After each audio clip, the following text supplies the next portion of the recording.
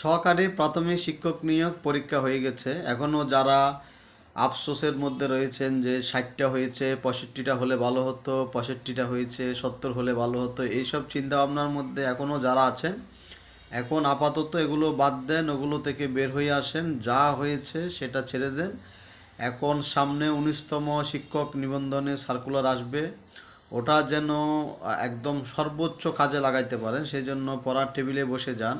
অতীতের যে ভুলগুলো রয়েছে, যে সময়টা নষ্ট করেছেন, ওই সময়টা এখন টেবিলের মধ্যে দেন। পড়ালেখার মধ্যে যে একটা কৌশলী লেখাপড়া যেটাকে বলে, যেটা যেটা আপনার দুর্বল পয়েন্ট, ওগুলোতে ফোকাস করেন। ওগুলোতে ফোকাস করে 19তমর জন্য একটা একদম ফুল অ্যান্ড ফাইনাল একটা প্রিপারেশন নেন, যেন এই চাকরিটা আর হাতছাড়া না হয়। কারণ এখানে আপনি যদি সর্বোচ্চ বেশি লেখাপড়া করেন, তাহলে আপনি প্রভাষকের জন্য নিবন্ধিত হতে পারবেন। এরপরে আর যদি আপনার মতো করে আর কি, আপনি যদি আপনার মতো প্রিপারেশনটা নেন, আপনি যদি ভালো একটা প্রিপারেশন রাখেন, স্কুল কলেজ অথবা জুনিয়র স্কুল বলেন, যে কোনো একটাতে আপনার চাকরি হয়ে যাবে।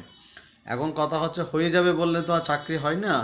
তো সেই জন্য অতীতের যে ভুলগুলো ছিল, অতীতে যে সময়টা অপব্যয় করেছেন, সেটা এখন বাদ দিয়ে পড়ার টেবিলে বসে পড়েন এবং একটা টোটালি আপনি কৌশলী লেখাপড়া করেন। কোন কোন বিষয়গুলো আপনার জন্য গুরুত্বপূর্ণ, ওই বিষয়গুলো আপনি কতটুকু পারেন এবং ওই বিষয়তে আপনার কোনো ঘাটতি রয়েছে কি না, ওভাবেই আপনি প্রিপারেশনটা করেন।